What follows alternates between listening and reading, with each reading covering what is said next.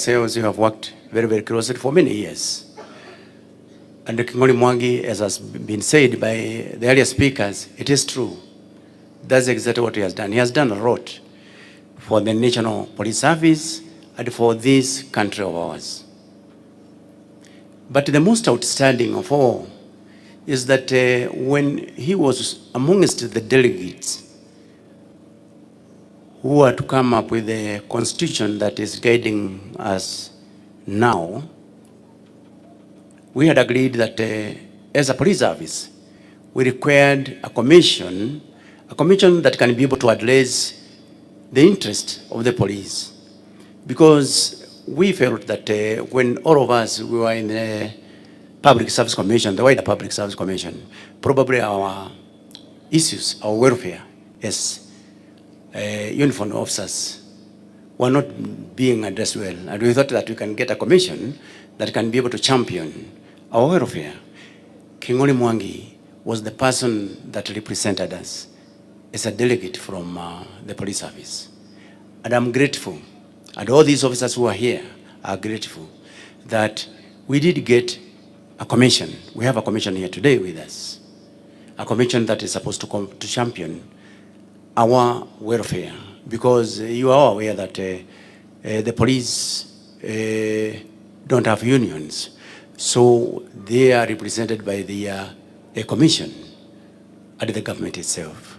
So King'ori Mwangi did a lot for us, but that one is outstanding, and forever we will remain grateful to his deeds. And we say a big thank you to his family, because you allowed him to represent us strongly. And right now, we have a commissioner with us. In the interest of time, let him go straight to the eulogy, the condolence that we have on behalf of our National Police Service to the children of the late Mr. Sakari King'ori Mwangi, retired Senior Assistant Inspector General of Police. The late Sakari King'ori Mwangi, retired Senior Assistant Inspector General, I have learned with profound shock and sorrow the death of your loved dad, which occurred on Sunday, the 11th February 2024. According to police records, the late King'ori Mwangi was born on 23rd September 1961 in Nyeri District, currently the Nyeri County. He was recruited in the Kenya Police Service on 1st October 1988 as a cadet inspector after he graduated with a degree in the Bachelor of Arts from the University of Nairobi in 1987. On completion of his initial cadet training at the Kenya Police College, Kiganjo, he was posted to Rift Valley Province, and after a short period, he was transferred back to the Kenya Police College as an instructor. This was due to his exemplary performance during his initial training. The late King'ori Mwangi served the National Police Service for a period of 34 years in several areas and in various capacities. He was one time the police spokesman, a position he held professionally. He also served as a provincial police officer, commonly known as the PPO then. Now they are the regional police commanders. He served in Nairobi, Western Kenya, and the Coast region, the Coast province, which are currently known as region. He was one of the officers who were very instrumental on issues of police reforms. He represented the service in various forums and trainings, coming out very strongly on issues that affect police officers' performance and welfare, as I've indicated there earlier. In September 2015, he was appointed the Principal Deputy to the Deputy Inspector General, Kenya Police Service. And later, in 2018, he was appointed the Commandant, National Police College, Kiganjo Main Campus. Due to his excellent service, he was also transferred to the Ministry of Foreign Affairs. This was his last posting prior to his retirement from the service after attaining the mandatory age of 60 years. He retired on 23rd October 2021 after a service of 34 years. Mr. King'ori Mwangi was a mentor, a friend, and an inspirer to many officers, both senior and junior officers. All those who interacted with Mr. Mwangi King'ori have fond memories of him, as has been indicated there before by the earlier speakers. On my behalf, and that of the entire National Police Service, I convey my deepest sympathies and heartfelt condolences to the family, friends, and relatives. May the Lord give you courage, fortitude to bear the loss. May his soul rest in perfect peace.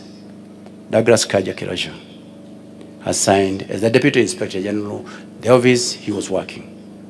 I'm currently the Deputy Inspector General in that office. So that is the story of a good man, a man who has served his country with dedication. He has spent many years, sleepless nights, serving this country of ours. And we appreciate, and we remain, and we are proud of him. It is my prayer to the officers in uniform, please let us eager him, and we will do very well for our country. With those few remarks, I say a big thank you. Thank you very much.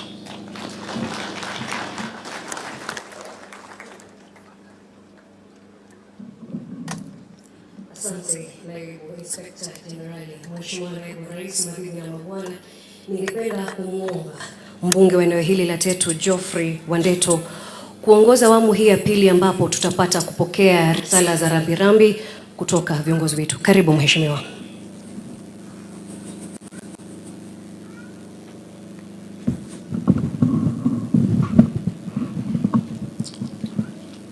Your Excellency, the Deputy President of the Republic of Kenya, Your Excellency, the Second Lady, His Excellency, the Governor of Nyeri County, the Cabinet Secretary, President, Members of Parliament, Senators, the family of the late King'ori Mwangi and his friends, the House of Clergy, and all the mourners gathered here. God is good. God is good, and all the time, especially today. We know it's a very difficult moment, but we know that our God is with us. I will lead you through the next session, which we would like to keep brief. And so I'll be requesting the leaders who come here to speak. The family had expressed his wish that they would like to rest their son a little bit early. And I believe there's also very many people who like to travel. So I would request that all those who come here to pass their condolences do so, keeping it brief. But allow me to first of all bring my own condolences to the family of the late King'ori, Mumbi, Musa, and the rest of the family. On behalf of myself and on behalf of the people of Tetu, tunasema pole sana. You are in our prayers, and that's why we have come here. We may not say any words or do anything that may bring you instant comfort, but take our presence and the presence of all these people here as your support mechanism as you come to terms with this very deep loss. Personally, on the 1st of February, as I was traveling out of the country, I met King'ori at the airport, and we shook hands and spoke briefly. That was on 1st of February. And so when someone called me a few weeks later to tell me that he was no more, in fact, I immediately asked, was it an accident? Because, there's a person who looked whole, and we met and we talked briefly. I think he was coming to pick a visitor from the airport. And, but that is the nature of life. The second thing is to welcome each and every one of you to Tetu. This is where King'ori was born and brought up. So before he is a son of Nyeri, or before he's a son of Tetu, before he's a son of Kenya, he is first and foremost a son of Tetu. And for those of you who are here earlier, you saw the children and the local community saying all the things that he was supporting in this community. And so we've lost not only a great son of this republic, but as Tetu people, we have also lost a gallant and committed son, King'ori Mwangi. May his soul rest in eternal peace. Having said that, Your Excellency, also to welcome you most sincerely in Tetu. This is the second time in a few months that you're again coming back to condole with us. We do not take that for granted. We know you have a busy schedule. We know what you had to sacrifice this morning to be here. We really appreciate. The people of Tetu also appreciate your leadership and the leadership of His Excellency, the President, and all the good things that you're doing. And because I'll not have another chance maybe to say this, allow me to mention that we are very grateful to the government for the work that is happening in Tetu, especially the Mau Mau roads. I know there has been some stalling, and I write to you, but I know that you're working on it to ensure that Road 3 Mau Mau roads are able to proceed. We have a few other stalled roads, like the road from Idekahuno to Gatiki, and I know that I've raised them with you, and I know that you're looking at that. But more importantly, Your Excellency, it is the famous, I don't know whether to say infamous, Ihithe Donyojeru Road, which, by the way, it starts just a few meters from where you landed. And after many years of a struggle and push and pull, we thank you because of your leadership and that of His Excellency, the President. Finally, all the things that were standing in the way of the construction of that road have now been cleared, and we are very, very hopeful as the people of Tetu that this year the bulldozers will start roaring so that we can connect our people and the people of Nyandarua, which has been our wish for a very long time. For that, we sincerely thank you. Having said that, I would now like to go straight into recognizing the leaders who are hereby present. We have very many of us, and it may not be possible that all of us will be able to speak, but we'll try our best to accommodate as many of us. And once you get an opportunity, I humbly request you, and I'll try to get my seat maybe near here. When you see me standing up, know that you are out of time. So kindly honor that. I'll be the timekeeper. Allow me to start with the local member of the County Assembly, Sebastian Mogo, to come and bring his condolences. Karibu. Tumpigie makofi.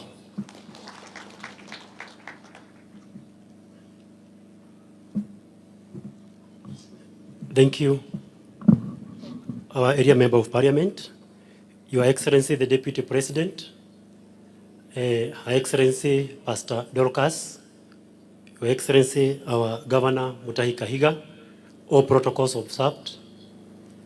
My name's Sebastian Mogo Deuri, the area MCA. Where we are in Wamagana Ward, and I'm also the majority whip in the County Assembly of Nyeri. We have joined today, we have joined our Deputy Presidents to bring our condolences to the family of Mwangi during this soulful moment. Your Excellency, we are also together with other members of County Assembly, and I'm just going to introduce them from where they are. We are with Honorable Gibson Wahinya Kuria, who is the area member of County Assembly for Dedan Kimathi. He is on this side. We also have Honorable Wagechi Jede, representing Gatito Morogoro. Your Excellency, as the area member have said about the road of Ihithe Donyojeru Road, we know you are the Deputy President, and we know you are in the government, and we know that when you are there, we are very sure that that road will be done. There is also another issue, Your Excellency, here in Tetu, the issue of Refofo Hospital. We are still waiting it to be constructed in Wamagana health center so that it can be upgraded. We as the people of this area, we are eagerly waiting for that.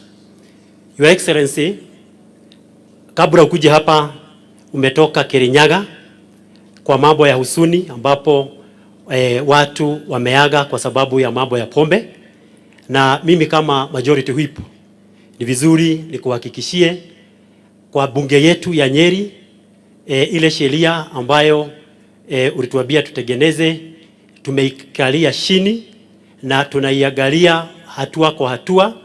Juu tulirudi last week assembly, on Tuesday tunaileta advance report kwa sababu tunataka kuiangalia with toothpick, kwa sababu hatuwezi endelea kuona watu wetu wakiagamiswa na pombe vile wanaagamiswa. Na tena kwa sababu tunajua wewe ndiye unaongoza hii vita ya pombe, lazima tuhakikishe tumesimama nyuma yako, tuhakikishe umeshida hiyo vita. Hapa Nyeri, Your Excellency, tunakuhakikishia kwa hiyo bill tutaifanya vigumu sana watu kunywa pombe ovyo ovyo, na tutaivinya kabisa kwa hiyo sheria, tuhakikishe ya kwamba unless mtu awe ameandikiwa na daktari, na ni vigumu sana mtu aadikiwe na daktari, tutahakikisha ya kwamba hiyo itakuwa mambo ya samani. Kwa hivyo usikuwe na wasiwasi, tuko nyuma yako na rais, na tuko nyuma yenu kuhakikisha mmetoboa kwa kila jambo. Asanteni. Tena mara ingine familia tuko pamoja na tutazidi kuwaombea. Asanteni. Asante sana. Let us keep it as brief as that. And as we go on, I will keep interrupting maybe to recognize some people. We have former members of parliament. If you have been a member of parliament, you are not currently serving as senator, kindly stand up. We would like to recognize you. Okay, there are none, but I know we have two deputy governors, former deputy governors. We have the former deputy governor Nyeri, and I think former deputy governor Nairobi. Tafadhali simameni. We recognize you. Simama Karo, unless there's a problem standing up. Okay, good. Tuwapigie makofi. Asanteni sana. Asanteni sana.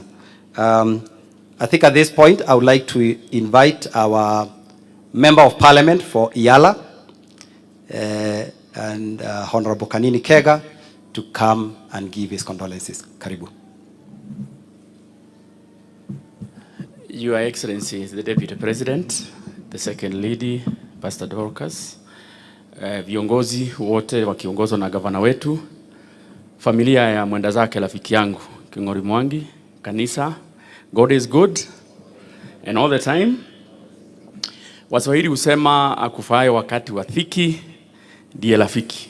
Yule mtu ambaye anakuja kufariji na wewe wakati uko na ugumu, wakati uko na majonzi, huyo ni rafiki yako. Mimi nimekuja hapa kwa niaba yangu binafsi, familia yangu, ili nije nifariji na familia ya rafiki yangu. King'ori, to all of us ambao watu walikuwa wanamjua, if you wanted to be told the truth on whatever situation, you'd talk to King'ori, because King'ori didn't have any gray areas. It is either black or white. And he will tell you as it is, umpende ama usimpende. So for us politicians, mimi, on my own behalf, God tunaongea na yeye quite a lot on many issues. And he would guide me on many issues. Even wakati mwingine wakati hatukuwa tunasikizana. So we have lost a gentleman, a person who has served this country in sometimes very difficult circumstances. Our police officers, and we respect them, led by the Deputy IG here. Ile kazi ambayo mnafanya, in most cases we don't appreciate.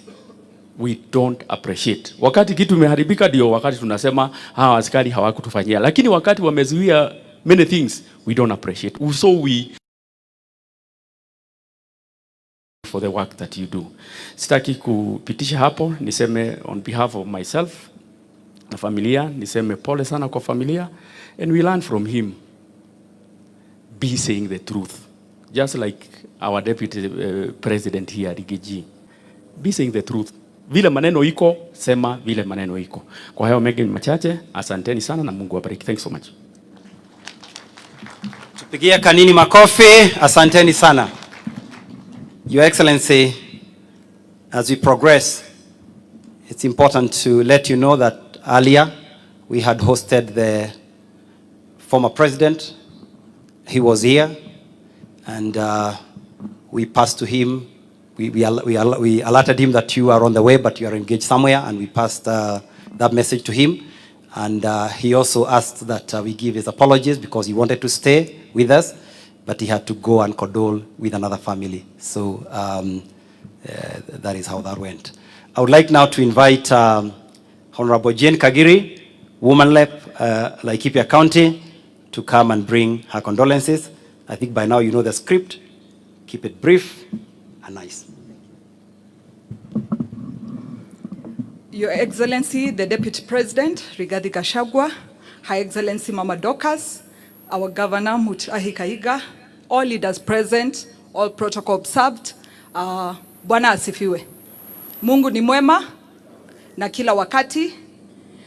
My name is Jane Kagiri, Woman Representative, Laikipia County, and on behalf of myself, my family, and the great people of Laikipia, I want to deliver my condolences to the family of my friend, my neighbor, my village mate, and my church mate, Kingori Mwangi.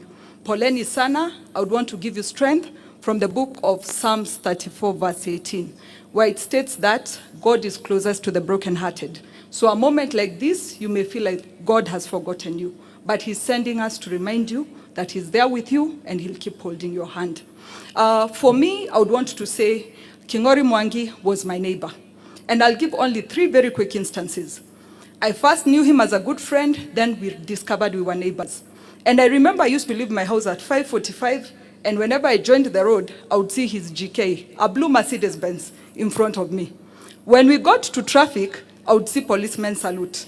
And so one day I joked to him and told him, I'm sure these policemen don't know if it's my car they are saluting or your car, because they think you are my chase car. So Kingori laughed and told me, siku moja utajua mimi ni nani. So one day I got into problems in traffic and I called him. So he was like, are you addressing your bodyguard or you need me to assist you as the deputy AIG? Certainly he assisted me and we became even greater friends. Later on, I decided I was going to contest in the year 2013. And I remember sitting with Kingori Mwangi and he asked me, which party are you contesting on? I told him I was contesting on a small party. Then he asked me, if you're joining politics, have you read these 4 books?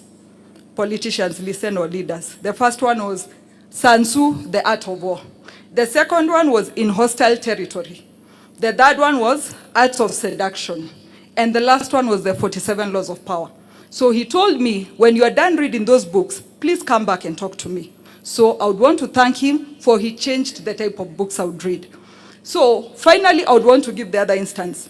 Kingori Mwangi was a very competitive person. And DIG, I'm surprised how he did not make it to IG, because he was extremely competitive in all areas. The last one I would want to mention is I go to PCA Church. And we happen to be going to the same church with Kingori Mwangi, that is PCA Nairobi West.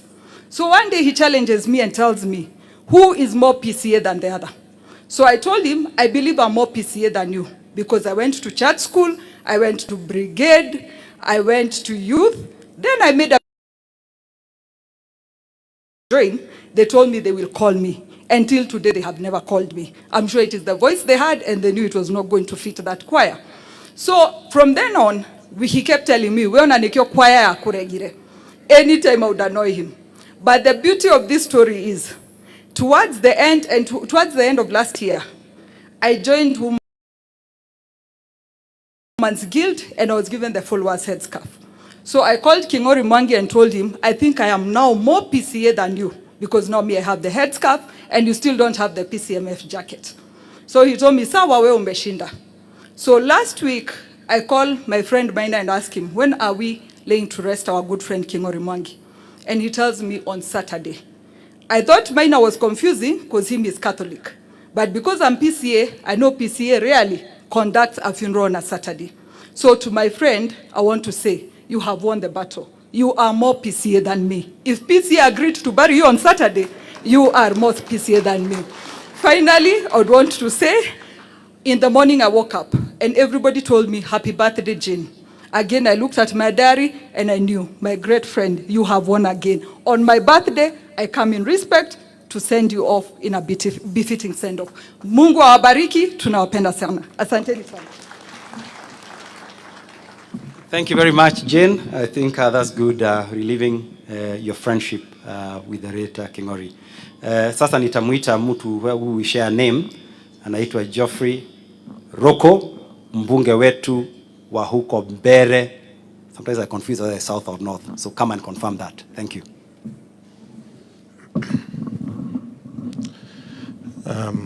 Yes, Mbere North, not south.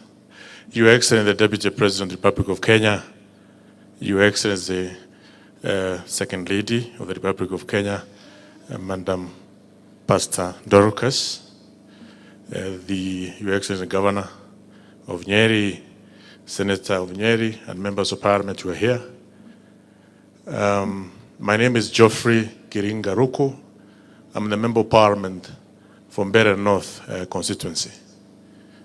Your Excellency, I want to pass my condolences to the family, my own condolences and that of the people of Mbere North, because it's for sure every one of us has a Good Friday.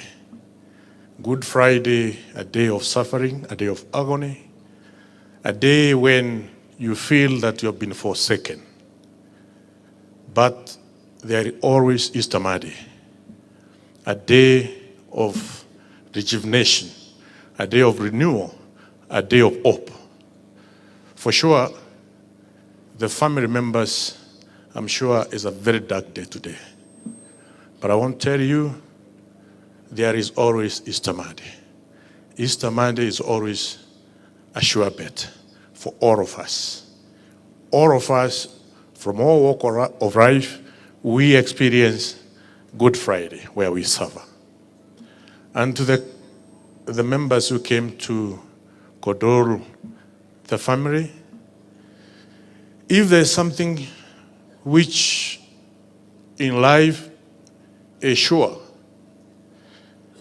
is death. The only, we can say, the only promise we are sure, life promises us is death. That all of us one day we will die. So it's upon us to do what is good, to contribute when we're here, to make positive changes. And for sure, I know Your Excellency and the President, you are doing your best to contribute positively in changing our country for the purposes of having the future generations enjoy a proper and good nation. With those few remarks, I want to say poleni sana, Mungu awalinde, na Mungu araze roho ya mwenda zake Mwangi King'ori mahali pema peponi. Thank you so much.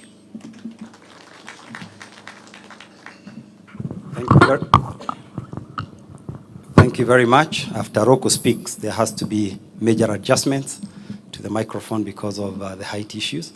But I wish they did not adjust, because I'm even about to call a much taller man than Roko, and that is the MP for Nyeri Town, Honorable Duncan Maina Madenge. Karibu mheshimiwa, utoela virabi zako. Asante.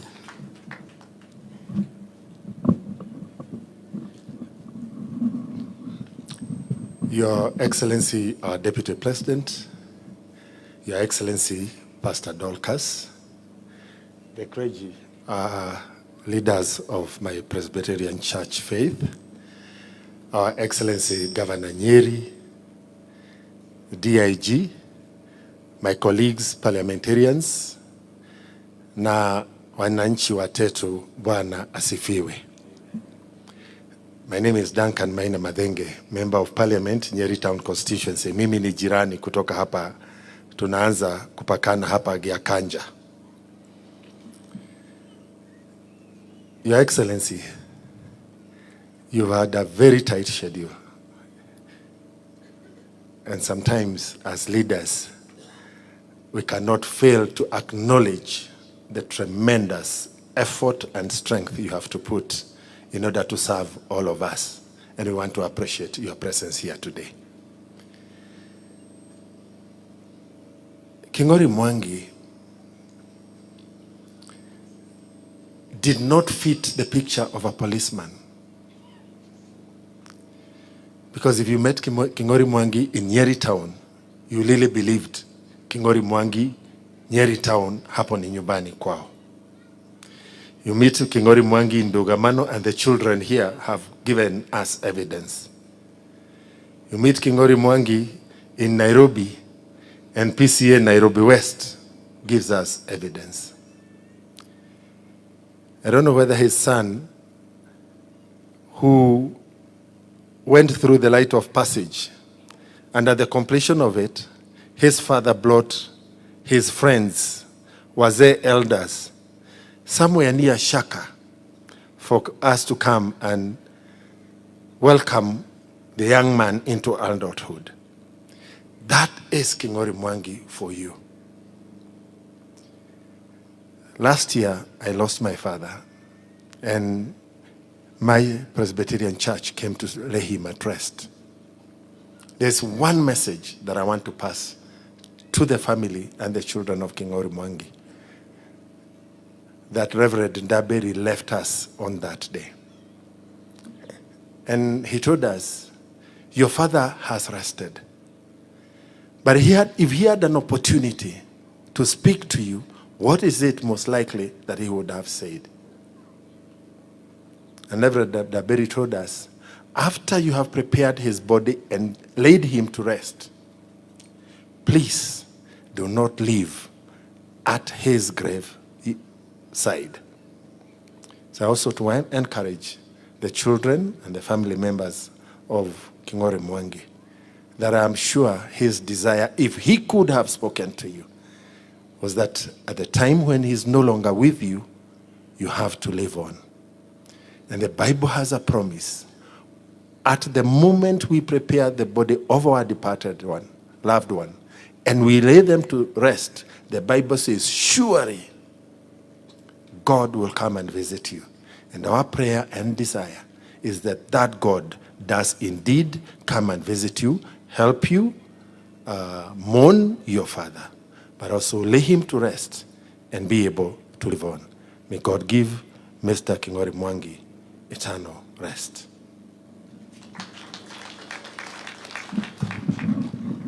Asante sana DMM. I think that brings to the end the number of members of parliament who are to speak. But I had missed one. I'm so sorry. I saw you ukikuja lakini sijui ulipotelea wapi. Karibu nifikirie ni pati ya haya lakini kuja tu. This is kijana yetu kutoka Mukoroine lakini tukamtuma huko Nairobi akatuwakilisha. Karibu sana mheshimiwa. Your Excellency, the Deputy President of the Republic of Kenya, Rigathi Gachagua, Your Excellency, Pastor Dolcas, all protocols observed. My name is Major Donk, Benjamin Gadiro, Member of Parliament, Embakasi Central Constituency in Nairobi County. And niko hapa pia kuleta labirambi zangu on behalf of people of Embakasi Central. Mwangi King'ori hatukujuana kitambo sana, but akiwa PPO we had some engagements, although saa hiyo sana sana nilikuwa kwa matatu na yeye ako pande ingine, so you know which kind of engagements that we were having. Then in 2017 on the night to the swearing in of the new government, I know Rachel, you know,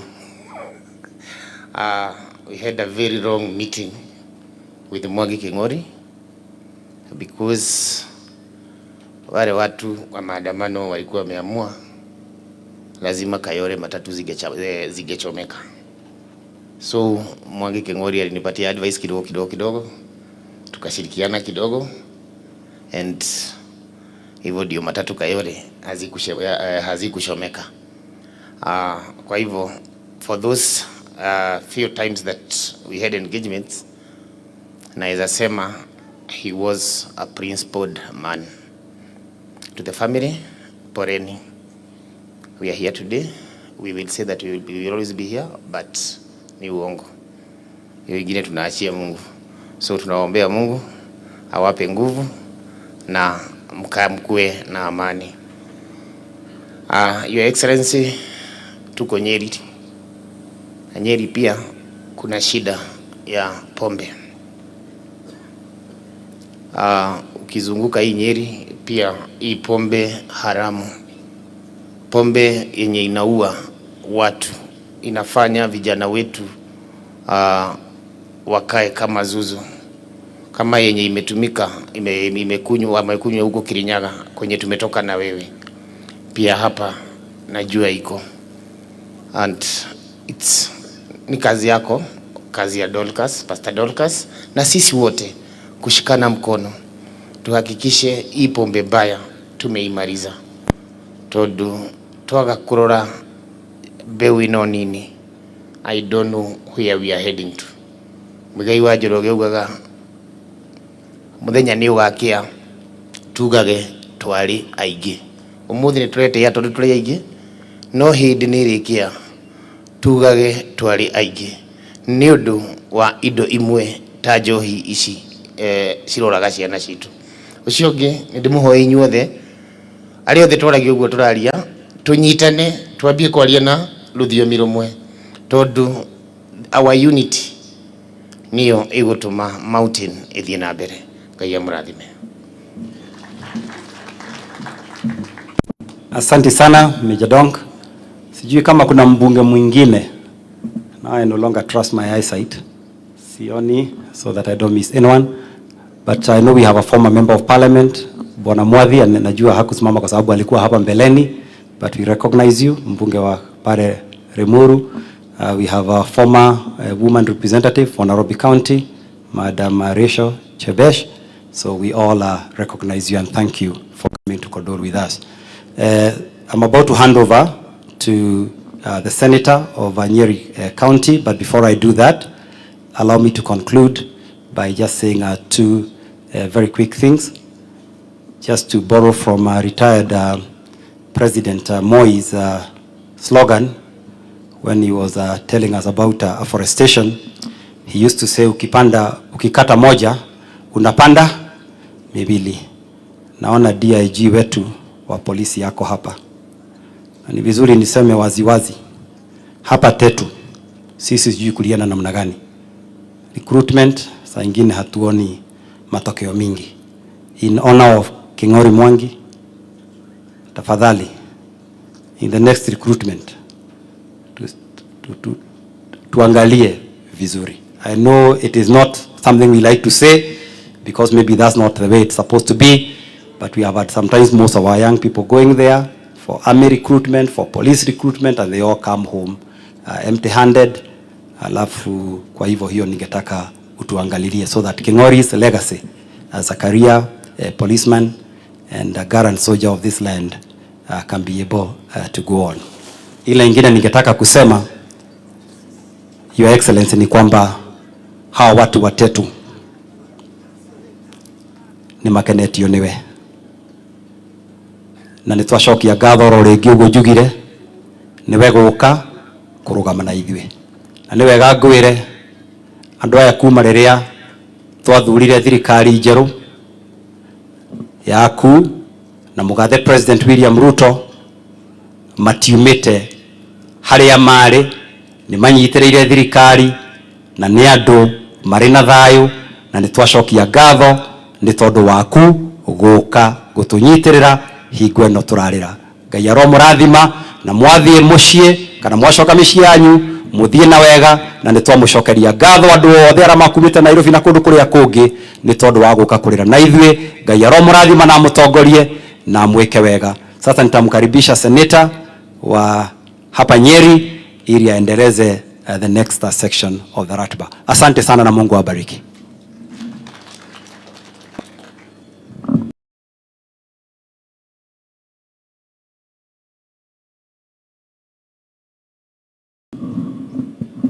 Asante sana.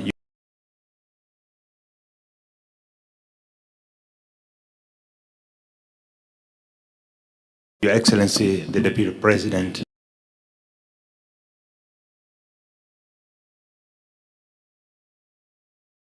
of the Republic of Kenya, Rigathi Gachagua, pia hitifaki zote, the House of Clergy, God is good and all the time. Kabla nisungumze, ninaye mwenzangu kutoka eneo la gatuzi la Kiambu, Senator Karungo Thang'wa, ningemwalika akuja atoe risala yake ya lambilambi, kisha mimi nitamatishe. Karibu. Asante sana Mheshimiwa Naibu wa Rais wa Jamhuri ya Kenya, Rigathi Gachagua, pamoja na Second Lady Pastor Dorcas Rigathi, na viongozi wote.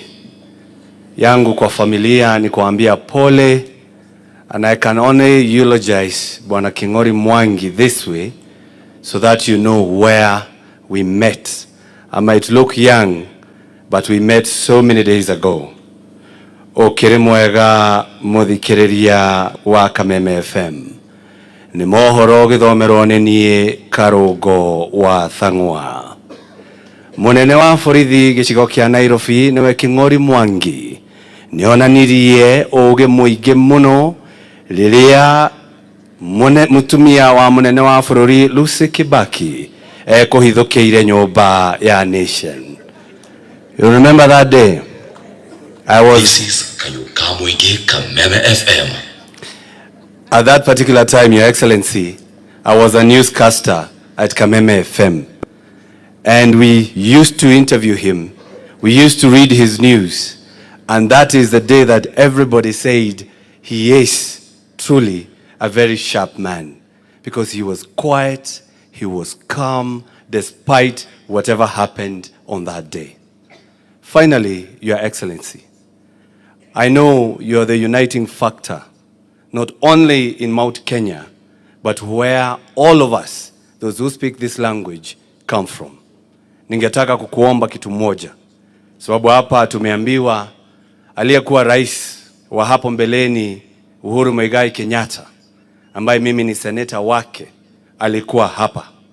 Mimi nakuomba kama uniting factor, tuite kama viongozi wa Mount Kenya na utuitie Uhuru Kenyatta, ndio tuketi chini tuongee tukiendelea mbele. Sababu mimi ndiye seneta wake, labda heka kwa siati yeti ya hitha na noeda kujira hali ya kari kana atea kama tulikubali kanini kega na unajua vile alitupeleka mbio, hata hao viongozi wote tuwalete pamoja. Na unajua Mheshimiwa Rais, Deputy President, nimesikia kuna hii chairman wa AU, na nasikia labda nchi sijui inapigia debe aliyekuwa anawania kiti cha urais Raila Odinga. Mimi nikafikiria maneno jana, nikaona yani mnataka tupatie huyu na Uhuru wetu wako hapa. Mimi nimefikisha hapo.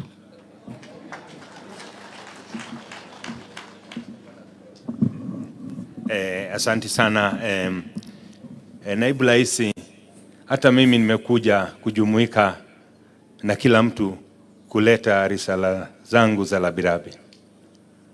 Mwenda zake Mwangi King'ori nilimfahamu miaka mingi. Tulikuwa tunashirikiana na yeye katika lile kundi la wazee. Harakati za campaign ikawa amesimama pande hii na mimi ngambo ile nyingine. Lakini tulipotamatisha uchaguzi, muthuri uyu ukote haha akejera wa matiga ni twathie githurano, nyumba ino itu ing'ethaneire, na tondu ni nyu mwathurwo ndamuthaitha munyitithanie nyumba ya Gikuyu na Mumbi. I want to thank you, Your Excellency, the Deputy President. Tondu ni uraugire ati ringi yurage kiaga, nyumba ino itu ndikanathie githurano ing'ethaneire, nyumba ino itu tunyitane.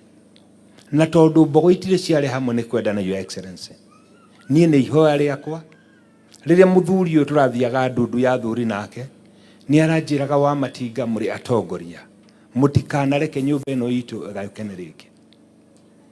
Your Excellency, sir, you have what it takes. You have the grace of God. Na Ngai agakũrathima ugakorwo na mutimia muhunje nyumba. Ndagũthaitha tunyitithanie rĩngĩ.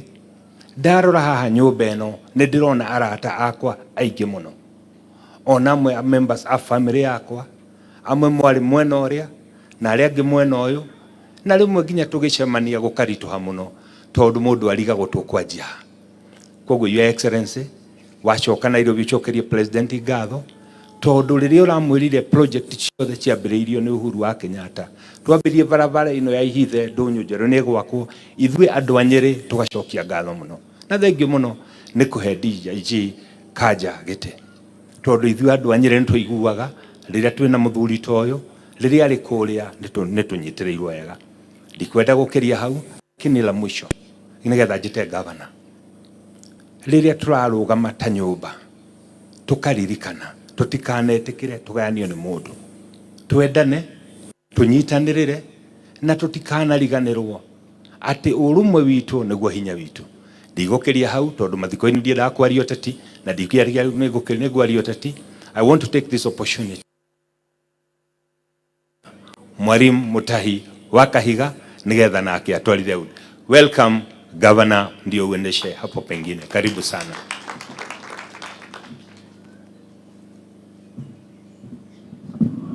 Asante sana Senator wa Nyeri, Mheshimiwa Wahome wa Matinga, Your Excellency the Deputy President, a son of this land, Mheshimiwa Rigathi Gachagua.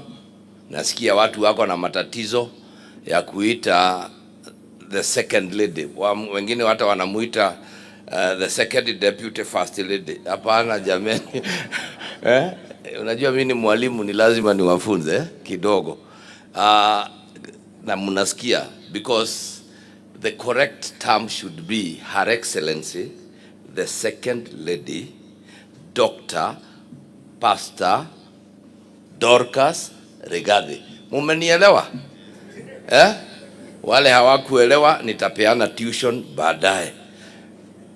The family of our gallant soldier ambaye amelala hapa, the clergy, Your Excellency, I had the opportunity today to just speak a little while I was inviting the former president, the fourth president of the Republic of Kenya, Mheshimiwa Uhuru Muigai Kenyatta, all parliamentarians here with us, the deputy governors, former, wale walikuwa, all the leadership, the police force, naona Kiraithe pale, hakuna mtu anamtambua, na wengine, yako huko ndani, huko na kina Mary traffic officer. Your Excellency, I grew up in Kenya Police, tukiwa na my deputy. Sasa ukisikia naongea maneno hawa watu unajua ni huko tulipata hii maneno. I say, I knew Mwangi King'ori while in Kenya Police College, because that's where my father worked, and I knew him as we also grew up there. And I am glad that many people have spoken and said that this was a brutally honest man. What he didn't like, he said it. Today, as a family, we want to wish you well.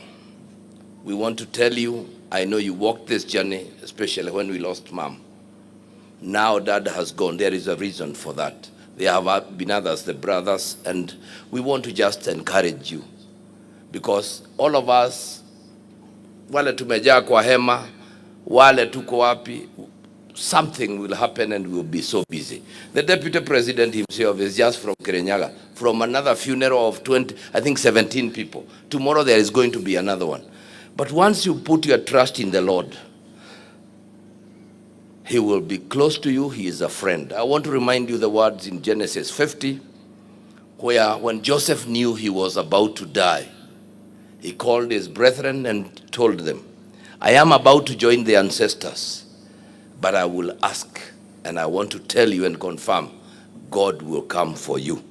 And for us, as the governor of Nyeri, the deputy president, the president, and everybody of us, we shall be there for you because of your father and the relationship we had.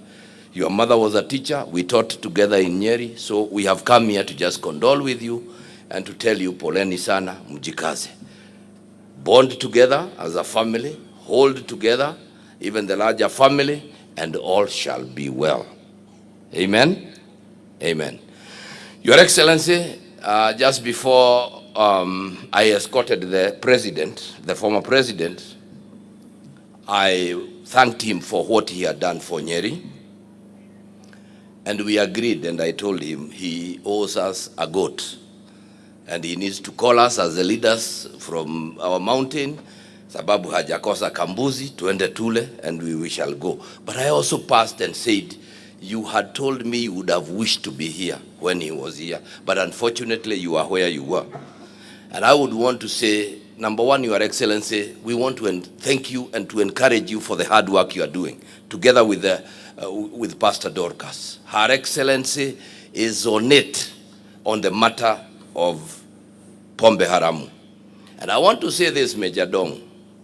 I am thinking you are talking about the Nyeri you knew before you went to Nairobi.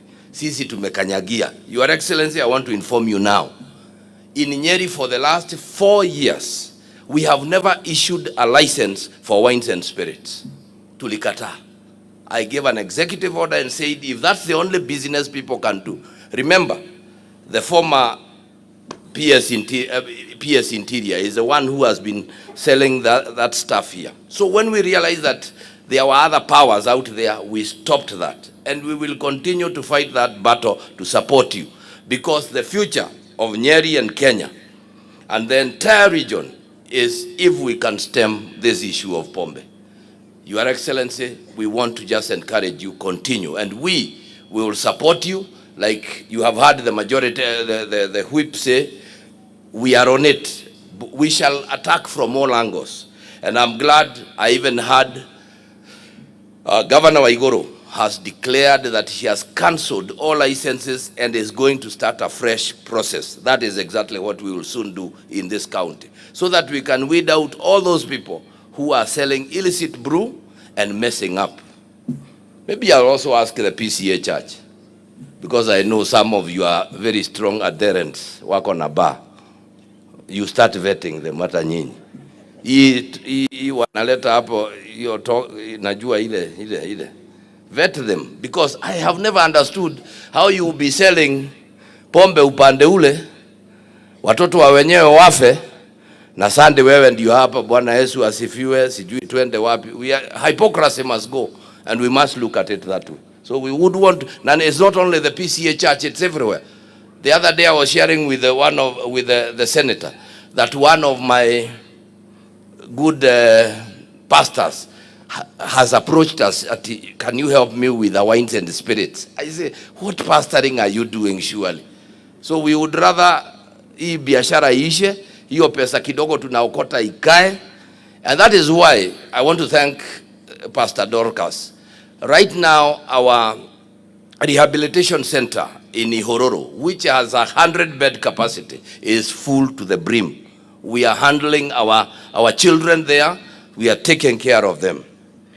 Your Excellency, before I invite CS Kuria, because I can see him here, and also maybe I have seen Alex, the PS is here. Allow me to say this, Your Excellency. We are all rallying behind you as a mountain, and there are no two ways about it. And I have told Kanini Kega as much. I have told Kanini Kega that they went to hunt. We went to hunt. Tukashika, hao hawakushika kitu. Sasa wakuje, tukae chini, tuone ni nini tuko nayo. Because as a region, we cannot afford to be speaking 3 languages.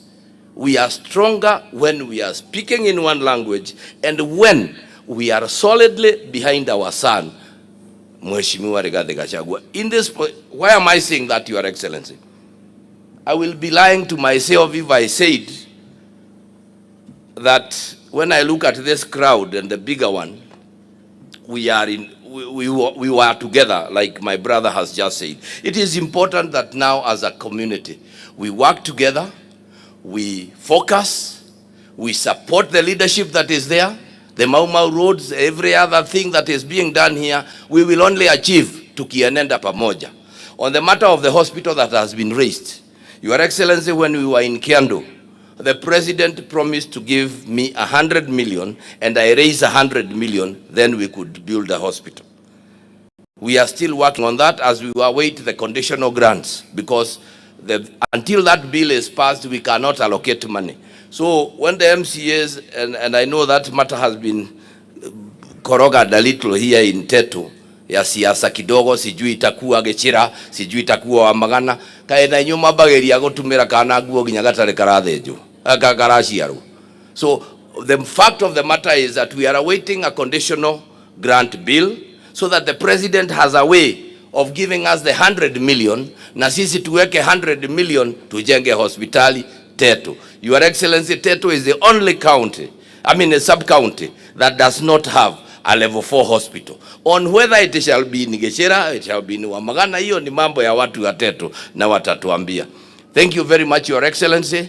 May I also say this, thank you for your commitment. Going to Kirinyaga, coming here, inaonyesha vile, and we know you are a hard worker. We want to appreciate you and to thank you very, very much. Right now, nataka nimuite CS. Na unajua CS si mwanasiasa.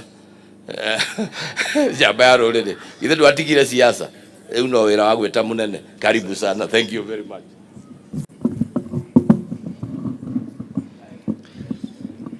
Familia ya rafiki yangu Mwangi King'ori, pande wa kanisa, wachungaji, Your Excellency, the Deputy President of the Republic of Kenya, the Honorable Gachagua, Your Excellency, the Second Lady, kama vile tumefunzwa na mwalimu, Pastor Dr. Reverend. Si mwalimu ulimwakia hiyo mtihani. Najua hii Your Excellency, the Second Lady, kwa nini unasikia watu wakilemewa na hiyo maneno? Watu hawataki kujipata na ile shida ilipata mtu mmoja alikuwa anaitwa Matere Keliri. Na watu wa Nyeri mnaelewa hiyo shida.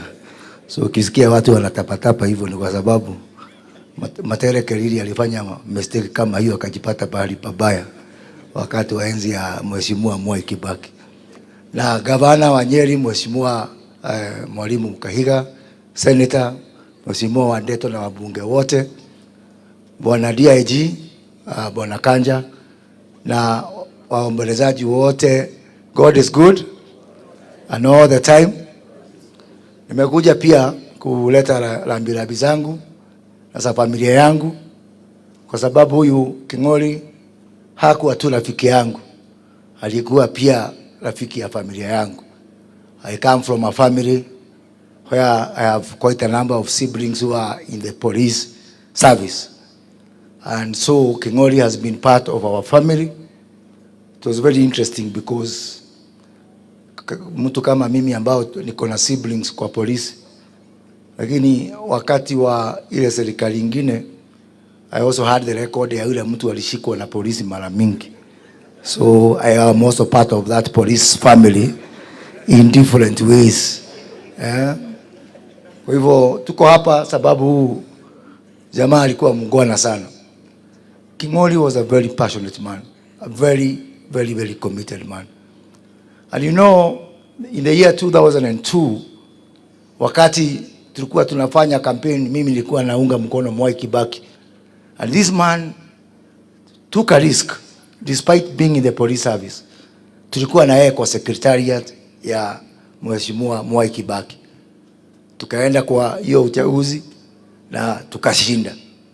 Tukashinda akina Deputy President hapa na ile timu ya KANU ambayo ilikuweko. Tukawanyorosha vizuri sana.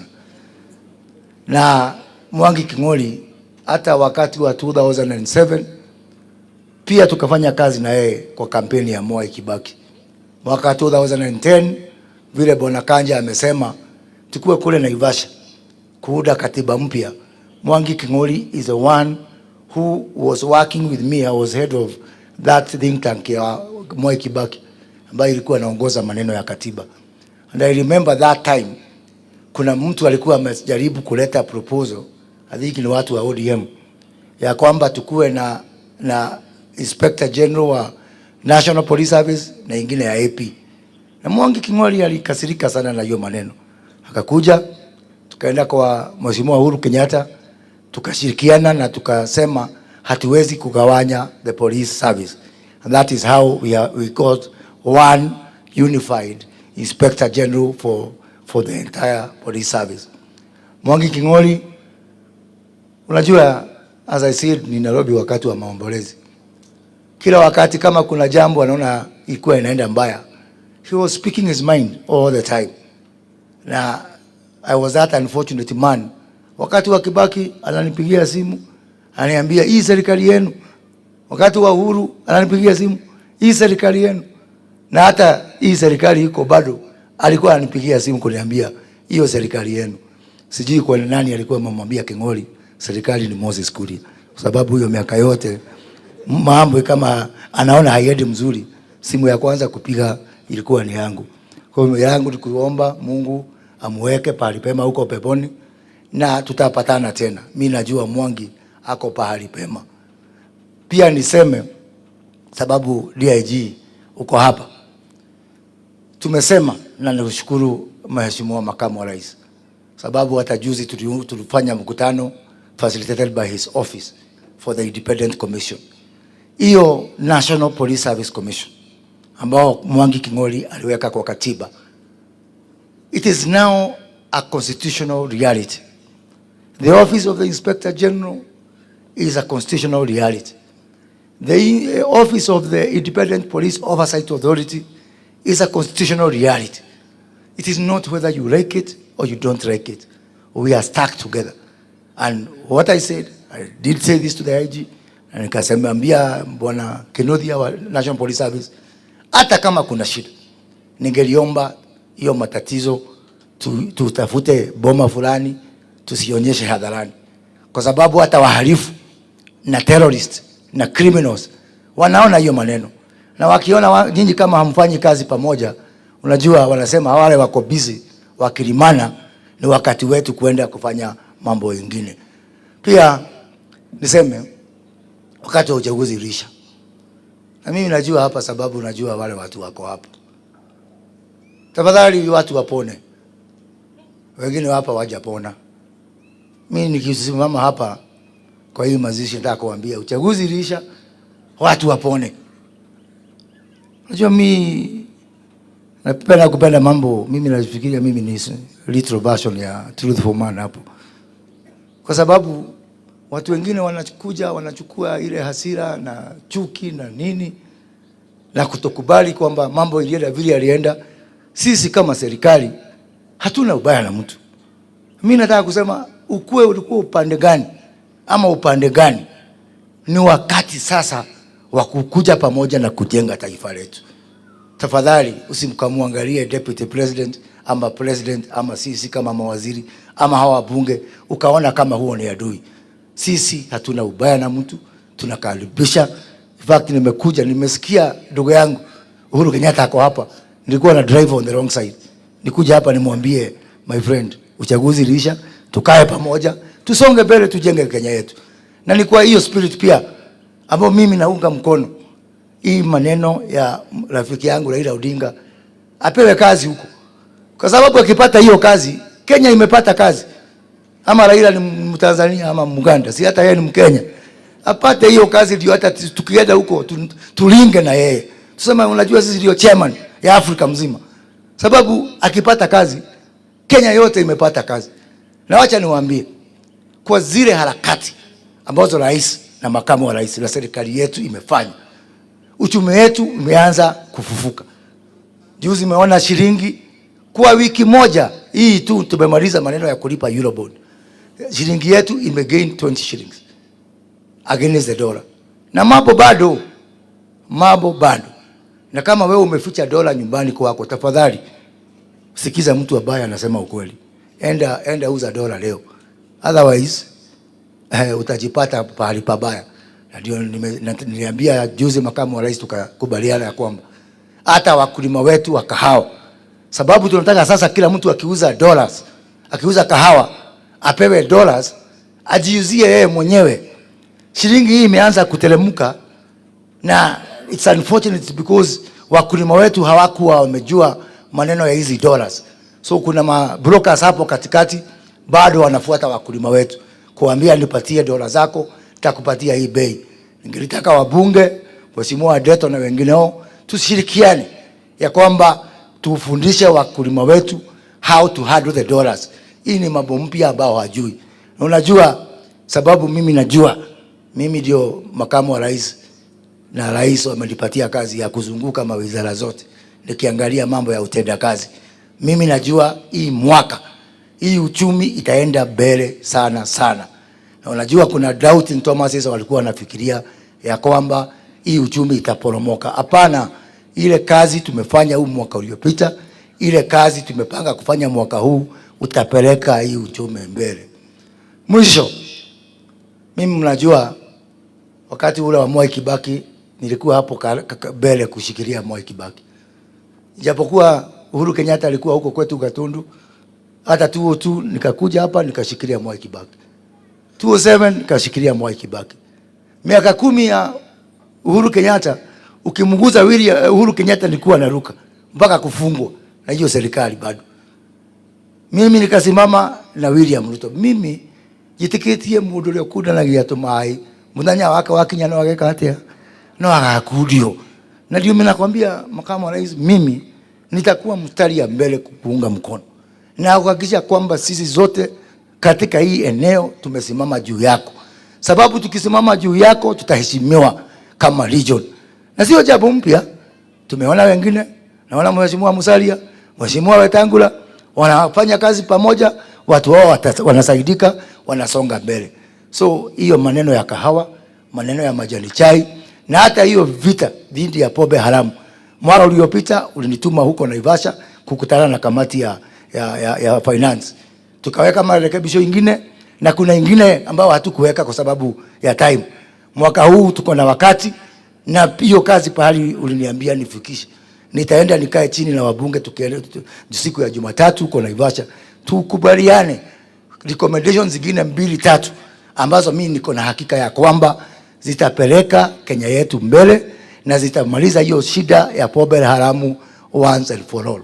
Sasa kabla nimwalike makamu wa rais, ningelitaka in that spirit, sababu unajua ulinituma huko kwa maombolezi huko Nairobi, na nikaenda nikakuta kamati mzuri, ukanituma na Msumali na Mheshimiwa rais akanituma. Sasa kwa dakika moja tu uniruhusu niite mwenyekiti wa hiyo kamati, Mheshimiwa Lecho Shebesh, aseme mawili ndio nimwalike Mheshimiwa makamu wa rais. Mheshimiwa Shebesh. Na pia recognize pia, unajua kuna mtu amesema Deputy Governor Kananu, huyu alikuwa governor mzima. So Mheshimiwa Governor Kananu. Na pia nimwambie Mheshimiwa wa Laikipia Jane Kagiri, ile kitabu Mwangi Kingoria alikuambia usome, ilikuwa inaitwa 48 Laws of Power, not 47. 47 is the number of counties. Karibu Mheshimiwa Shebesh.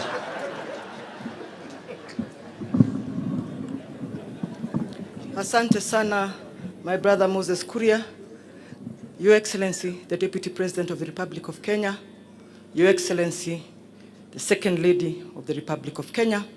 I want to also recognize the church, my good friends, the governor, many other friends that I am seeing here, tujaonana for a long time. I want to stand here as the chair of the committee that planned this farewell. Na, by the way, Your Excellency, mimi ndio nimeuliza kuongea, because I said it would be wrong hata kama sisi ni opposition saa hii tukose kusema asante kwa sababu ya vile mmetusaidia katika kusindikiza our brother. And let me say this because it is important, Your Excellency, kusema hivi, sisi hata kama sisi ni opposition, we are also tired of talking at each other. We would like to talk to each other. Na sisi, Your Excellency, we realize you are the government. Hatuna haja ya kuwa government sisi.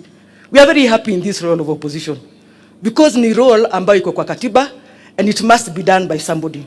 But I do agree with those who are saying it is about time to talk to each other not at each other. Mungu awabariki sana.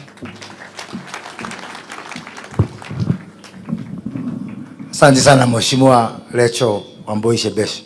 Sasa Your Excellency, unajua juzi mliniamulisha tufanye recruitment ya NYS. Bwana Kanja, unajua sasa vile rais alisema 80% ya polisi watatoka hapo. 80% ya jeshi hapo. 80% ya KWS hapo. 80% ya Kenya Forestry Service hapo. Na nikatoa ratiba. Nikasema NYS itafanywa hadharani mchana. Tumemaliza hiyo exercise. Nitakuja kwako nikupatie vile imeenda. Lakini sababu vile mliniunga mkono mkaniambia inyorosho. Nikipata kuna kashida hata kidogo, sitakuwa na budi kusema irudiwe. Itafanya hata ikirudiwa mara 10 mpaka ifanywe straight, because mimi sitaki kutolala usiku, because my conscience is disturbing me, ya kwamba tu mmenituunga mkono mkasema polisi watoke hapo, mkatoka jeshi toke hapo, na wale wakijaribu kucheza na hiyo exercise hata nyinyi mnanijua. Kwa hiyo machache, it is now my singular honor to invite the Deputy President of the Republic of Kenya, His Excellency Honorable Gachagua, to give his condolences. Asante.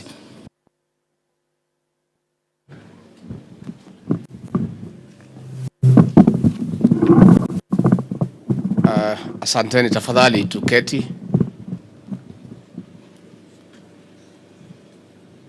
Our ministers of our church PCA, watoto ya mwenda zake, ofisa wetu King'ori Mwangi and the family, governor wetu Mwalimu Kahiga, the senator, the member of parliament for this area Bwana Wandeto, CS wetu Moses Kuria, PS wetu, na wale wote ambao wamefika hapa kumsindikisha huyu rafiki na ndugu wetu. God is good and all the time. Nisalimieni kwa haya. Bwana Yesu asifiwe. Bwana Yesu asifiwe tena. Hata mimi nimefika hapa to come to mourn and escort a dear friend and colleague in the security sector and a great man from this great county. First and foremost, our ministers for the gospel, I want to give my apology for coming late. It's not my habit to come when a funeral is almost ending. In the middle of the sermon, I try to the extent possible, despite the very heavy schedule, to always come to church at the right time. And being a Presbyterian, I try many times to start with the church at the vestry and end at the vestry. But I had traveled to the county of Kirinyaga on duty, where we lost 17 people in one go because of drinking poison sold by merchants of death under the guise of selling alcohol. So ndio nikachelewa. Nataka kusema poleni, ningetaka nifike mapema. I'm here in 3 capacities. One, this great man lying here was my colleague in the security sector, and he was a senior police officer. I was also an officer in uniform in administration, and we worked together.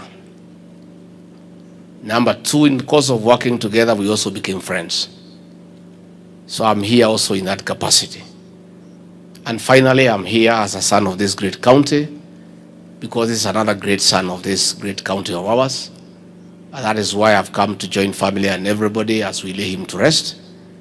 And I thought it is important that I come and say 1 or 2 words about this great man lying here. As every speaker has said, the late King'ori Mwangi was a very principled man who spoke from his heart, truthfully and candidly. An attribute that I share with him. I'm also like that. I speak straight from my heart during daylight. I say it as it is. What people think about it, it doesn't bother me. And I want to say We have lost a distinguished public servant, a family man, and a good man. Many times, when he was PPU Nairobi, a very difficult station, he was called upon to make difficult decisions, but he applied a lot of wisdom. I sat with him many times to discuss the various challenges about the operational command in Nairobi. And he had nothing but wisdom in his leadership.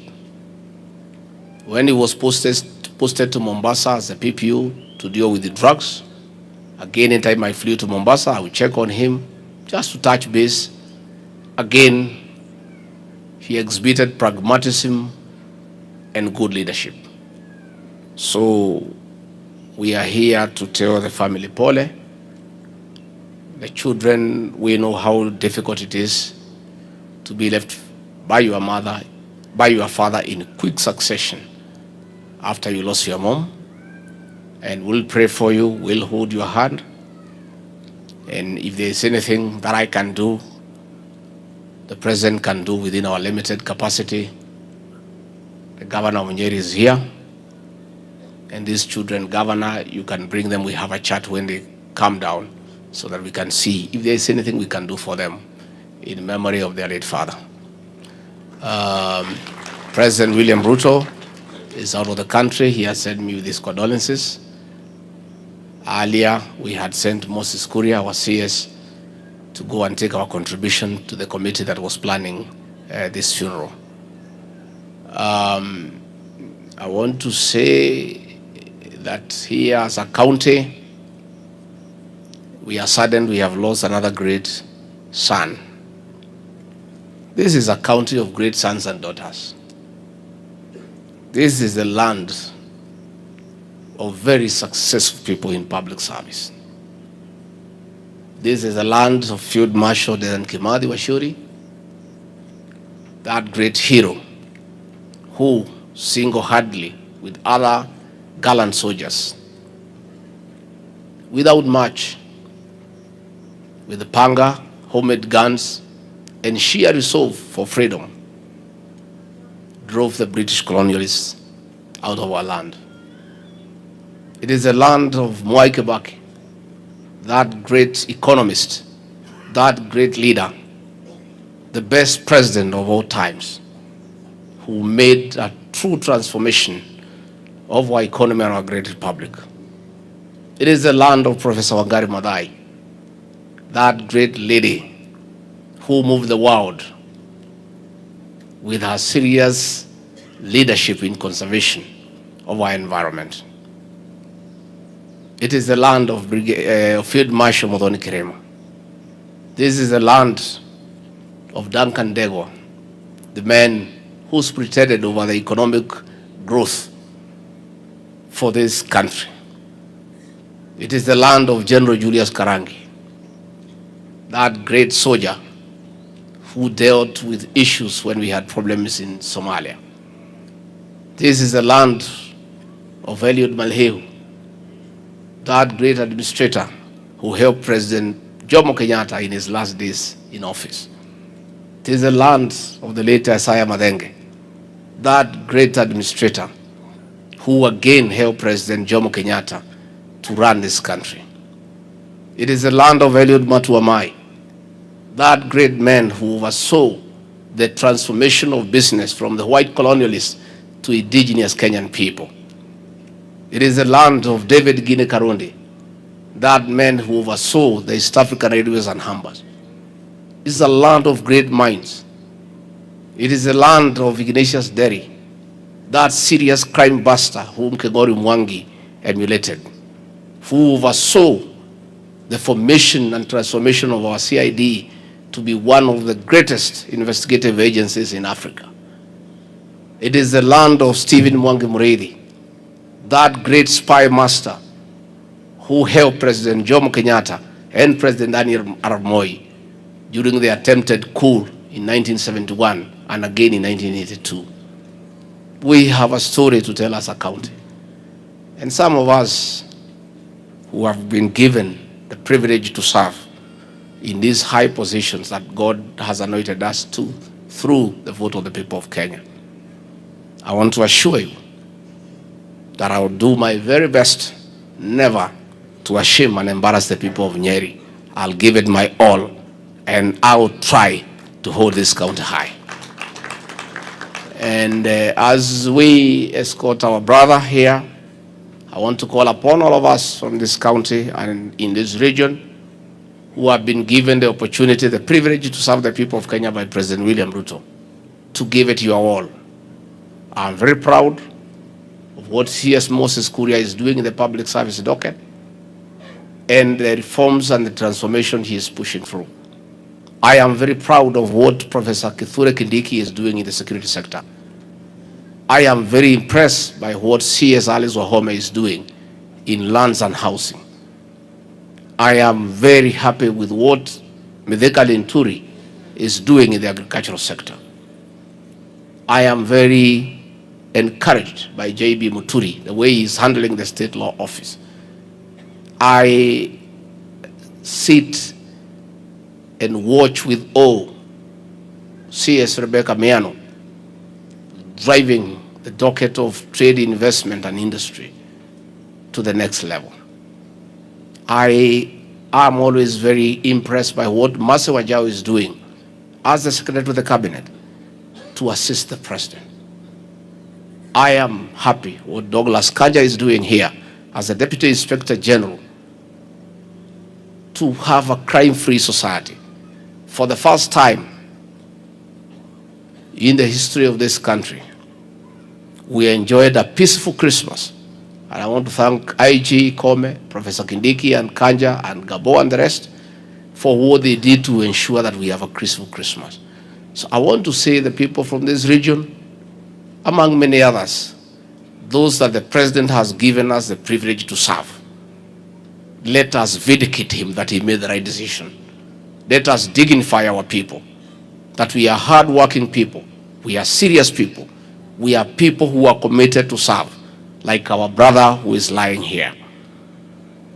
Mimi nimetoka Kirinyaga na nimeona aibu kubwa sana. Sana. Tumesika watu 17 atago. Ado 17 na lio walimwe. Ambaye wamekunywa poison, wameuziwa na watu ya hapa kwetu tu. Oya Mugikuyu ni Mugikuyu. Andu acio marenderia ciana citu thumu no andu aitu makienda ate matonge na matongororoke. Niĩ ngwenda kwĩra andu a nyũmba itu twemenyerere muno. Njohi ĩrĩa yothe njũru yerekerio gũkũ kĩrĩma gĩkĩ gitu. Na tige President na nĩ twaikarire thĩ tukiaria tukĩiguithania tukiuga no nginya tuhũrane nayo. Thutha wa mĩaka 10 ko kũrathire ũguo kũraikarĩte rũrĩrĩ nĩ gũthira rũrathiraga, tondũ njohi ĩrĩa yothe njũru ĩrendagio kũndũ guothe gũtarĩ mũndũ ũraria, nginya borithi ikendia, macibo makendia. Tamaka ĩrarĩ Kĩrĩnyaga ĩroragire andũ 17 nĩ borithi irendirie. Njohi ĩranyitĩtwo ĩrĩa njũru ĩkaigwo borithi ĩrĩ exhibit, borithi inya iraruta irenderia mundu nake arathia arendia.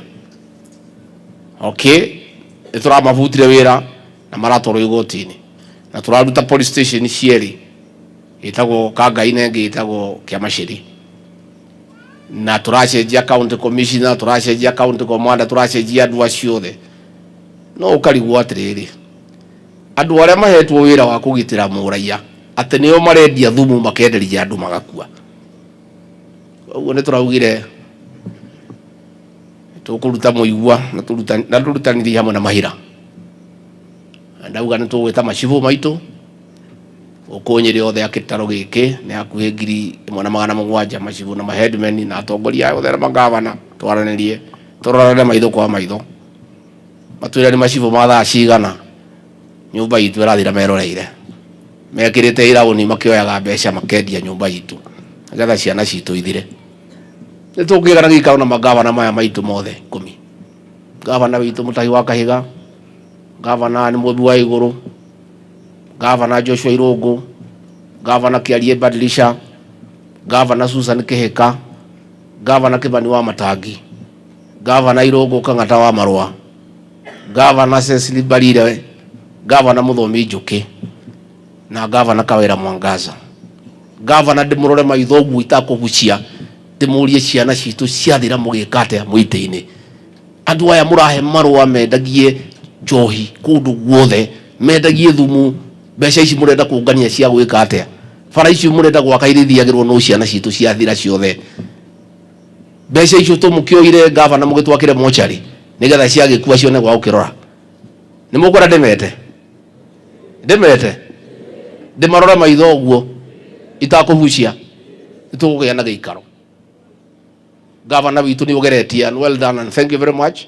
At least guku Nyeri ndirari guku hindi ya thiguku ndiroya ngari uguo ndio nyiki ndirokira hau mikundi ndirokira marua ndathiuruka uguo ndirathiuruka na ndirona anake mari soba. Ndirakena muno tondu mwaka ucio ungi ndahitukagira ndacemanagio na arume na atimia marungiete miti. Ndirajia gucemania na atimia mena kamwe mugongo, ndirajia gucemania ngimahiana si ndiramenya ni hau. Kwanza hau hasi hau muno, hau ni hega hasi, hau ni hega muno. Ndireta na kuria gwakwa mucii ngira andu moke tulie thiguku hamwe, andu magigiuka na ndakenire muno Governor tondu arehete indo na mitu na mabarori hau. Riu andu magikorwo mari aingi twaikara na andu ako tukiuga nigetha andu matikahatikana ri atimia aria akuru mambe mare raini mambe maheo, atimia aria akuru makiara raini ndiakenda ihu muno makiheo. Tugikiuga aria mena twana ri ni mare raini ni ithiete kenda kuiriria. Riu ri na mwaria mari na si makiuga he aria mena twana mahota kuheo mutuike atia ketuheo raini ya si. Riu hau niho riu ndakeneire biu, ndathekaga ngone karia gituri twena nyina Gachagua mai hau othe mahiana uguo no riu na mwatimia itu nao no ogi nginya matari ya si makauga ona ni ndiho gakwa nikathi kuithatu na igiri nigetha mahituke ki raini. And I can tell you, Governor, our families are coming back. Children now are being born. Things were very bad, but right now we are almost going back to where we were, so we cannot let up. Koguo no nginya tukasane no horo wa njohi ino ya thumu ciana citu itigathire. Na nie bare ndiho na ndingiuma hau ngire makunjira imenyera muno Deputy President, andu amendagia njohi ri oru muno no mekanua muno, airitu amendagia irabu no ne mathukagia kura gite giaku giahota kura menyerera. Akiuga riu ri ona kingiura ri wanyina Gachagua njaigatitwo no guo ndingicoka. No nguria atiriri, ni mutongoria uriku ngienda gutongoria andu makoma mitaro? No ngienda gutongoria andu matagiaga ciana? No ngienda gutongoria andu maninitwo ni njohi magathira? Nie ngwenda kuga ngikorwo siasa itu ni thuke ni kuga njohi yo ya thumu ndi kunyuo ri nie ndi tayari, tondu nie njui twagirirwo ni gwikora kwagirire tutongoria andu mena gitio. I was looking forward to meet my friend, my former boss and my older brother, President Uhuru Kenyatta. In fact, when I was told he was here, I was very excited, but the funeral took a bit longer, but I'm told he had to leave for some other function. I wanted to come and greet him because I've not seen him for a while, and tell him it is well. He is our son, he's our brother. We had some little disagreement. It is over. Elections are over. There's a new government, and he's our leader. Na nyumba narikaitika atia wendaga njuke ndimwire munene nitukwendete nitukuhoyagira na niwikite wega tondu kuma riu weru uhuruke ni wekiriire ngithie kuria indo ciaku kahora. Riu okaga mathiko ta maya ukagateithia andu ugathie hau hangi. Uguo niguo muthamaki ekaga, na koguo President witu Uhuru wa Kenyatta, President wa kana, ndegwire andu othe ndikae kuigua mundu gitaro giki uramucokeria ka uramutengura. Aheo gitio giake athie ahuruke na akorwo ni ndamukora ni ndingiamwira uguo tondu gutiri mundu wina uru nake. Kaundu kau twari nako no kaundu kanini. And you know, when you look at these things, myself, I stayed with President Uhuru Kenyatta for 18 years as his PA, as his confidant, as his defender. The years we stayed together as friends are 17. The ones we disagreed are 2. So, is there a problem? We not going to kogora indo haria latrini. Shukari wekera mwena uyu na ihiga rigekirwo mwena uriku. Rikogoithia kiro ni o ibata. Tugaga atiriri maria mega ri ni maingi gukira maria ki. Koguo maundu macio ni mathirire. Ithuothe we have moved on. Na nikio gitaro giki gia gatagati, I made a conscious decision. Aheshimiwa uyu wetagwo Kanini kega twamwitaga Kanini koru ni uri atutindikite nie ni ndetire ajumbe aitwa guku ngimera uyu mwana ni witu na mwana wa mucinda tega na teago tukiuga athuru oke thirikari-ini abunge ari othe twari nao ukai turute wira githurano ni giathirire aria mahotanire ni mahotanire aria mahotirwo ni mahotirwo ithuĩ twĩ nyũmba ĩmwe tũngĩũrania kĩ tire kĩ tũngĩũrania koguo Rachel Shebesh, you don't even have to be in opposition, you can come and work with us. If you want to stay there and ask us questions, we are also happy because we also need to be oversighted, you know. So hata DG huyu Karugu hakuna mtu wako na shida na nyinyi, mkuje tuongee, sisi ni nyumba moja, we have no problem with anybody. Tigemwendire guikara kuu mutire da gutukuhiriria ithuĩ turauga thiĩ muke nyumba ĩno kwa seno itu tutingĩenda ĩgayanio. Wĩra wakwa rĩu ndĩ mũtongoria wa rũrĩrĩ rũrũ nĩ gũcokanĩrĩria andũ aitũ othe kũmacokanĩrĩria twaragie kĩmwe. Koguo gĩthurano nĩ gĩathirire, ithuĩ gũtirĩ mũndũ wĩna marũrũ, gũtirĩ wĩna ũru, ndeto icio nĩ ciahĩtũkire na ikĩhĩtũkwo nĩ mahinda. Tũrenda kwĩbanga nĩ ũndũ wa rũciũ rwitũ. Noguo ndĩraugire ũrũmwe witũ nĩguo hinya witũ, ũingĩ witũ nĩguo hinya witũ. Tũtikanetĩkĩre mũndũ agatũgayania, tondũ rĩrĩa tũkagayana tukanyaganio ta mai ma therũ. Inyuĩ andũ a Nyĩrĩ nĩ mũĩ mwaka wa 1992 twokire tũkĩhĩngĩcwo tũkĩgayanio. Ithuĩ andũ a Nyĩrĩ, andũ a Kĩrĩnyaga, andũ a Mĩrũ, andũ a Embu, andũ a Tharaka Nithi, andũ a Laikipia tukiuma Mwai wa Kĩbakĩ thutha. Andũ a Mũrang'a, Kĩambu na Igana na Nairobi makiuma Matiba thutha. Tũkĩgwa tũgĩikara nja. Mwaka wa 1997 o rĩngĩ tũgĩcokera tukiuma Mwai wa Kĩbakĩ thutha. Andũ angĩ nao makiuma Ngĩrũ thutha, makiuma Matiba thutha, tũkĩgwa. Mwaka wa 2002 nĩo twohĩgire. Ithuothe tũkĩnyitana. Uhuru marũgamĩte na Mwai wa Kĩbakĩ, andũ anini tũkiuga Uhuru, andũ arĩa aingĩ tũkiuga Mwai wa Kĩbakĩ. Nĩrĩo twamenyire atĩ twanyitana maũndũ maitũ nĩ mega. Kuma hĩndĩ ĩyo tũtũraga twĩ kĩndũ kĩmwe. Mwaka wa 2007 tũkĩnyitana tũgĩcokia Mwai wa Kĩbakĩ. 2013 tũkĩnyitana tũgĩthura Uhuru wa Kenyatta. 2017 tũkĩnyitana tũgĩthura Uhuru wa Kenyatta. 2022 tũkĩnyitana tũgĩthura William Ruto na niĩ. Rĩrĩa tũkagayanio twĩtĩkĩre atĩ andũ ũguo ndĩraiguire anake makiuga matangĩmenya nĩ ũnyinyi tondũ matikĩũĩ, matirĩ na history na matihoyaga kĩrĩra atĩ andũ a Mũrang'a gaka nĩ kahinda gaitũ, andũ a Nyĩrĩ marĩ kahinda kao, Kiambu yarĩ kahinda kao, nayo Mĩrũ, nayo Embu, nayo Laikipia. Tũngĩtĩkĩra kũgayanio twage gũthiĩ twĩ gĩkabũ kĩmwe, mũgĩkaugaga gĩkĩ gĩtaro kĩarĩ kĩo gĩtiarĩ kĩo. Ũguo niĩ njuge reke tũikare tũnyitanĩte, tũikare twĩ kĩndũ kĩmwe, tũcirage ta nyũmba, maũndũ maitũ tũkamathondeka me kĩndũ kĩmwe, na twaikara ũguo nĩ tũgũthiĩ wega. Kanitha yetu ya PCA nĩyo kanitha itũ na nĩ kanitha twendete mũno. Rĩu kagiri tondũ nĩwe wĩ PCA gũtũkĩra rĩ, he kawĩra ngũkũhe tondũ nĩwe wakiuga wĩ PCA nginya kũngĩranie na aya angĩ meha. Moderator wa 23rd General Assembly arokete kunyona Reverend Thego, turashira maundu maingi muno ma kanitha witu, many things, our university, our churches, our titles for our land and all that. Sit down, Jane.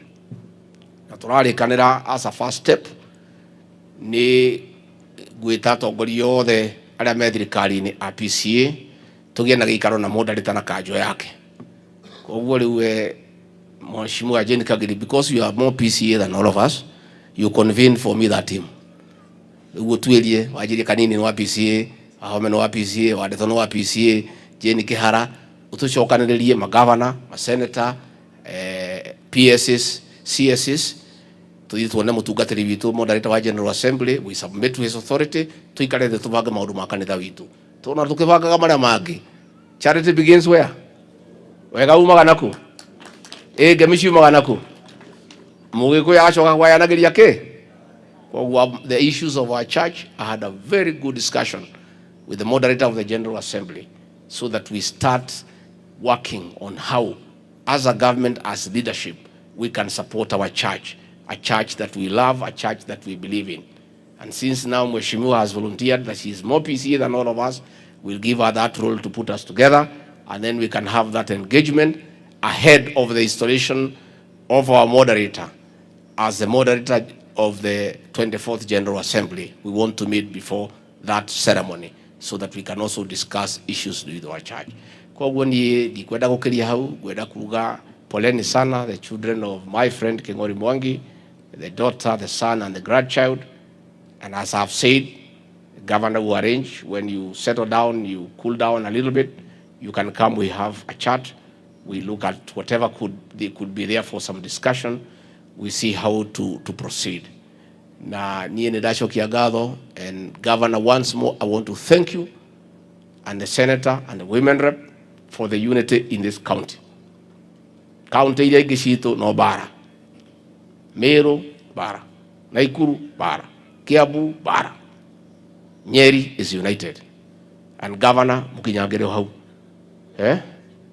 Karogo kura kwanyu